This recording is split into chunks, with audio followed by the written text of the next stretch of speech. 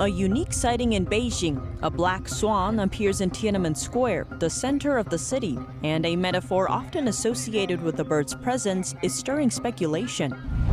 A Hong Kong actor says he is giving up his Canadian citizenship. Some call it a show of loyalty toward China's communist regime. Beijing bans men it deems aren't masculine enough for TV and labels them girly guns. Britain's new aircraft carrier arrives in Japan for a permanent military presence in the Indo-Pacific region. This is countering China's territorial claims. And 2 Canadians held in Chinese prison for more than 1,000 days. Their supporters rally in Ottawa. The 2 Michaels were accused of spying. This in a case that soured diplomatic ties between Canada and China. Welcome to China in Focus. I'm Tiffany Meyer. First, a unique sighting in Beijing. A black swan visited Tiananmen Square in the city center over the weekend. It caught the attention of nearby tourists. Animal conservationists removed the bird after a couple of hours. Some said the swan might have flown in from a nearby park. The incident triggered heated discussions among netizens. As Chinese leader Xi Jinping mentioned a black swan earlier this year, he cautioned people to be prepared for unexpected events that usually come with significant negative consequences. These are known as black swan events. The place the black swan landed carries deep historic significance for the Chinese people. In 1989, students and citizens across China protested against corruption in the Chinese Communist Party, demanding democracy and freedom. Tiananmen Square was the center of the demonstrations, but the Chinese military crushed the movement, killing hundreds or more protesters and arresting thousands. The clampdown has since remained one of Beijing's most widely censored topics. The Chinese Communist Party's recent crackdowns on the entertainment industry may be scaring Chinese celebrities. Hong Kong actor Nicholas Tse holds a dual citizenship, but now says he's renouncing his Canadian citizenship, keeping only his Hong Kong citizenship. Over the weekend, in an interview with Chinese state-run media outlet CCTV, he explained he's in the process of applying to give up his Canadian citizenship. He says he was born in Hong Kong, so he was originally a Chinese citizen. Concerns are rising in China that holding a dual citizenship may be viewed as unpatriotic or disloyal to the communist regime. Beijing is making it known that it expects men to be macho, and now it's trying to make that happen with a new order. Authorities last week banned effeminate celebrities from all media in China, saying broadcasters must resolutely put an end to sissy men and other abnormal aesthetics. It used an insulting slang term for these men, yang pao, or literally girly guns. The order comes as Beijing tightens its control over the entertainment industry in an effort to ramp up popularity of the country's TV and streaming shows. Mainland Chinese citizens tell NTD that touring companies are not giving them refunds. Many such companies have announced bankruptcy due to the CCP's recent clampdown on the sector. They are unable to provide tutoring services, but they are not returning parents' money. NTD's Don Ma has more. The CCP's recent crackdowns on China's tutoring industry has made it difficult for companies to continue their operations. More than 150,000 have announced bankruptcy. One major Chinese tutoring company of 27 years, Giant Education, issued a statement announcing that it can no longer provide teaching services. On top of that, it said that it's unable to refund parents who already paid tuition fees. Thousands of parents have reportedly tried to get refunds from the company. One parent tells NTD that she tried everything to get her money back, but to little use. We gave her a pseudonym to protect her identity. The amount of refund money people are asking for ranges from a few hundred yuan to 100,000 yuan. I estimate that the total money involved in this case is in the millions. But they just won't refund the money. No one is monitoring the situation. We reported it to all relevant departments. Ms. Gu says this experience made her feel that there is no rule of law under the CCP. Because there's no regulatory authority that requires the company to return the money to the parents. Then any company can do this. The society is just like this, and there's no rule of law at all. It seems some tutoring companies deliberately swindled parents. Some accuse Shanghai's Chiwen Education of this. A few days before the company announced bankruptcy, it was still reportedly taking in parents' tuition fees. Some parents said that just a day before the company closed down, they transferred money to the company. The boss of Chiwen still praised the payments. In reality, at this point, he already knew that he was just going to take the money and run away. We parents think that he purposely engaged in fraud. Ms. Song says that parents have reported this to all relevant departments, including the Education Bureau, but none of the officials have established a case. She says the parents are at a loss for what to do. Don Ma, NTD News. One city in southern China is back under lockdown. That's after restrictions were removed for just one day, following the area's previous shutdown. Guangzhou City initially shut its stores and businesses in late July, responding to a new wave of the pandemic in the area. Residents in its downtown area have endured a whopping 20 rounds of mass virus testing. But now complaints are rising. A poll shows nearly 90% of locals feel dissatisfied or extremely dissatisfied with the city's control measures. The sudden policy change has also backed up roads. Cars and trucks headed out of the city are stuck on the highway, waiting in hours-long lines to leave. Now the city remains closed once again, and locals still need a permit in order to enter the city's main area. An asymptomatic case is reported in South China. The city of Guangzhou is once again on high alert. Large crowds wait in line at night for mass testing. Some say the authorities are profiting from pandemic measures. A new virus patient has been confirmed in southern China's Guangzhou city. The discovery has triggered a widespread round-the-clock wave of virus testing in the area. The infected patient is asymptomatic, a woman in her 40s. She works in a quarantine facility for international travelers called Tokai Hotel in the city's downtown area. It's densely populated and filled with office buildings, residential communities, business centers, and schools. The city immediately announced a local lockdown in response to the discovery. Officials are now urging residents to cooperate with the new wave of tests and restrictions, though locals are concerned about the measure. With China's traditional Moon Festival drawing near, many are upset that they won't be able to celebrate with their families. Some have called the measures extreme. A comment posted to social media on the topic reads, "All this just because of one case? It's a wonder that the economy and people alive hasn't gotten ruined by it." While another user replied, "How can they generate income amid this disease control without an excuse?" As of Monday, a second round of massive tests is going on in areas around 10 major roads in the city and is expected to reach larger areas. The Chinese Communist Party's attempts at stealing foreign technology aren't slowing down. According to leaked documents obtained by the Epoch Times, hundreds of talented foreign experts have been recruited by the regime to work in China. The Chinese Communist Party, or CCP, calls this recruitment program the 1,000 Talents Plan. It seeks out foreign talents who can be foreigners or Chinese people living overseas. The CCP then gets them to work for China by offering various incentives and benefits. The newly leaked document comes from city authorities in Sissy province, dated from March this year. It reveals that nearly 250 foreign talents were recruited in 2020. These experts specialize in fields like networking, artificial intelligence, and microchips. Even staff from the American Institute of Aeronautics and Astronautics have been recruited. Former Secretary of State Mike Pompeo has warned that the 1,000 Talents Plan is a means for Beijing to steal foreign technology and intellectual property. He says it's a plan to recruit scientists and professors to transfer the know-how we have here to China in exchange for enormous paydays. The FBI has arrested and prosecuted many that took part in the program.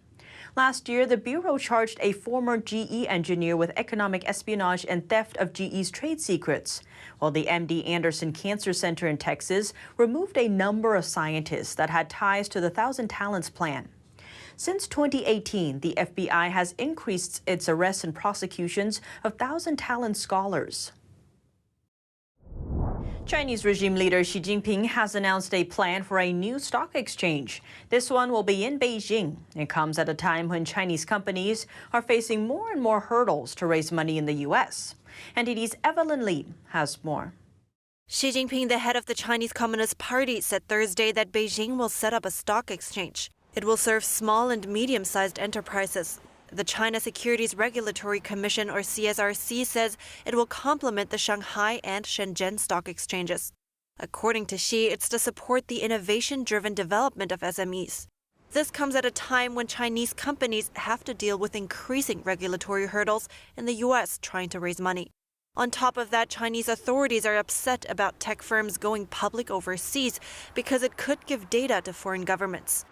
Companies looking to list outside of China now need to be reviewed by the regime first. The CSRC says that the new exchange is also an important measure to deepen structural reform of the financial supply side. So far, the Chinese regime's regulatory crackdown on large private companies has wiped $3 trillion from the market. China piloted a registration-based IPO system a while back, and it will be applied to the new exchange as well.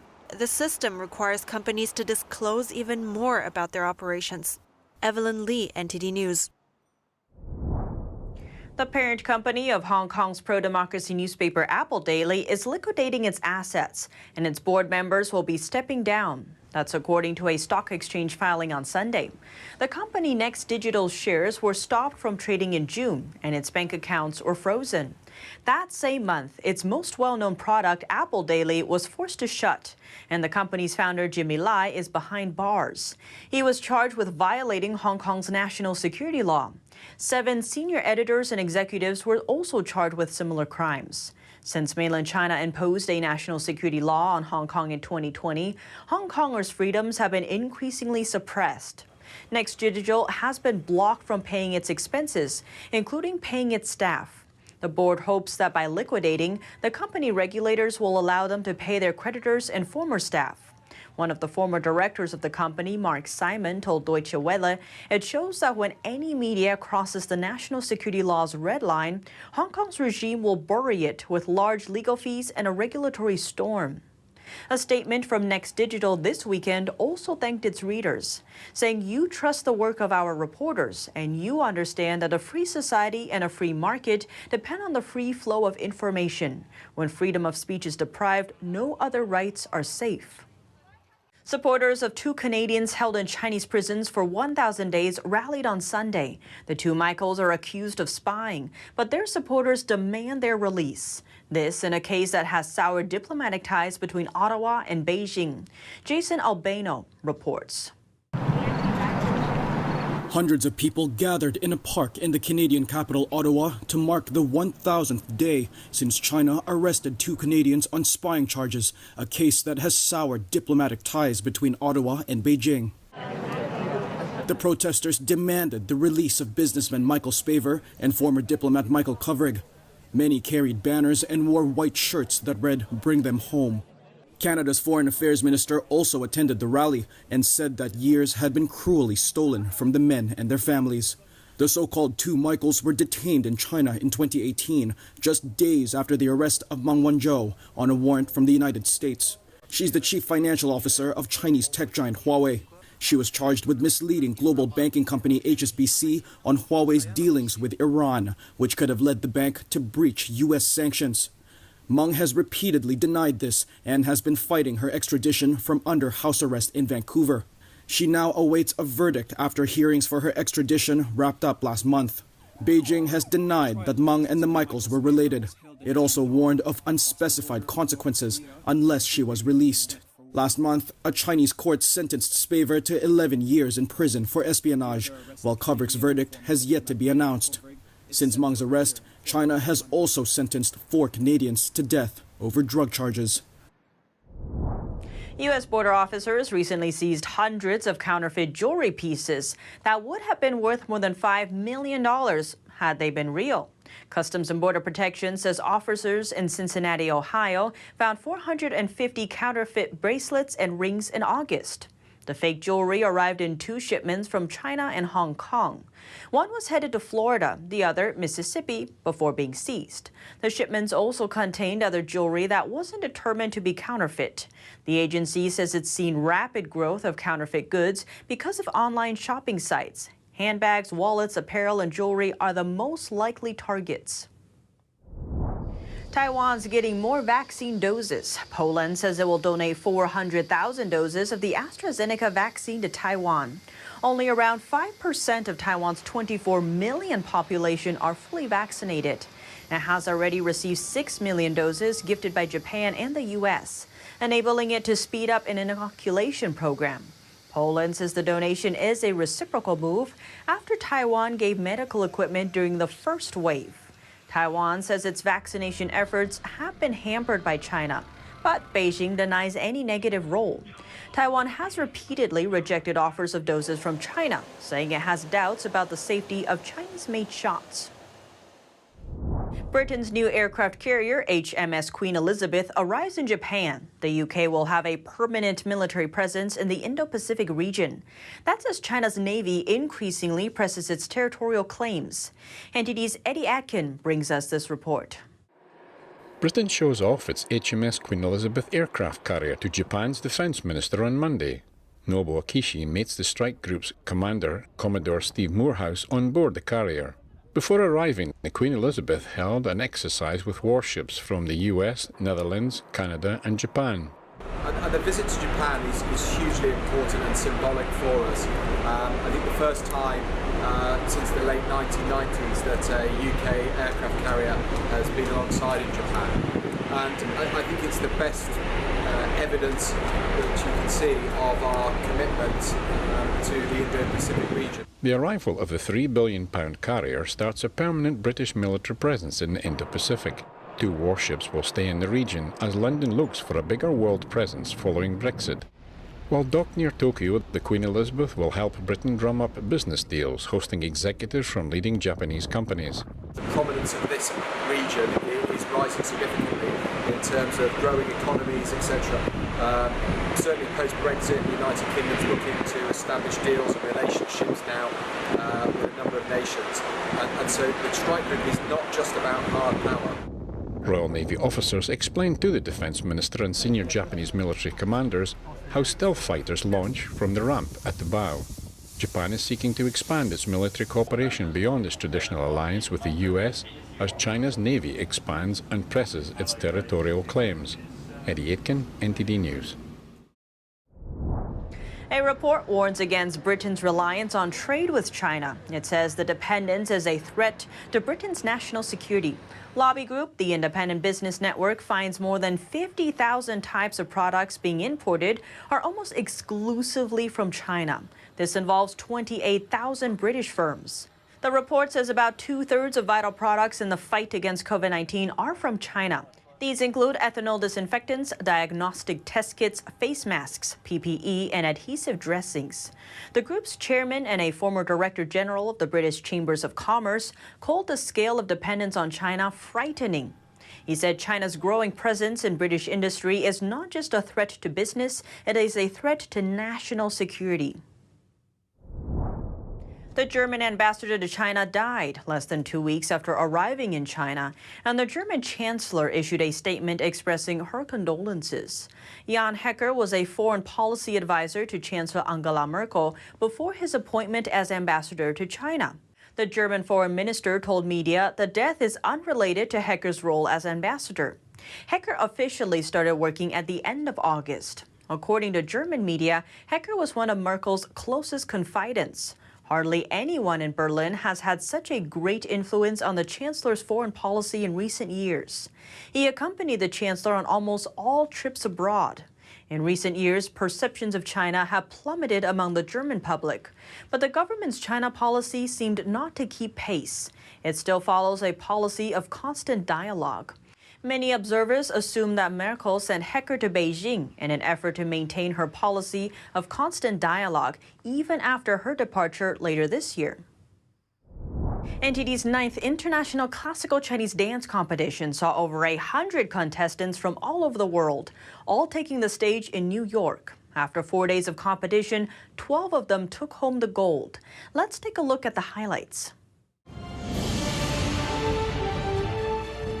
Before Sunday evening's award ceremony, gold medalists from previous years showcased some of the best techniques in classical Chinese dance. Strings of difficult jumps and tumbles from male dancers won rounds of applause. while the female dancers' graceful movements presented the elegance and gentleness of ancient Chinese women. This year, 12 contestants from the junior and adult divisions were honored with the top award. The competition aims to promote authentic Chinese culture, traditions that have nearly been lost, destroyed by the Chinese Communist Party over the past several decades.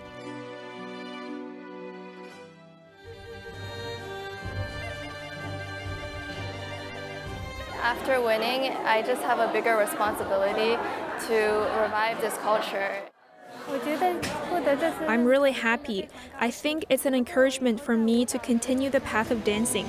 Now I know my direction better. I hope in the future I can bring to the audience more works that can inspire the goodness in them and that conveys beautiful messages. This year's gold medalist also brought a special dance component to the stage, a long-lost dance technique known as the body leads the hands and the hips leads the legs. The method teaches dancers that the power behind their movements comes from the center of the body. I feel like there's actually so much behind it, and the more you go into it, the more interesting it gets. And then it just adds like so much to your dance. It's like a different world from like regular dance. On stage, the dancers portrayed some of the best-known figures in Chinese history, from talented scholars to loyal generals to great beauties in ancient China, presenting a concise version of the country's 5,000 years of civilization. The competition aims to foster cultural exchange and promote purely authentic traditional dance, bringing its purity and goodness to light. Many contestants came to the competition with the same aspiration. I hope to bring the most traditional Chinese classical dance to the world so that people around the world will know that classical dance is really good. What comes with winning gold is the responsibility to do better and to bring the highest art form I can to bring back this lost heritage to more people around the world. The contestants say they will continue pursuing new heights in their training to reach new levels in their artistic journeys. NTD News, New York. And that's all for today's China in Focus. Thanks for watching and see you tomorrow.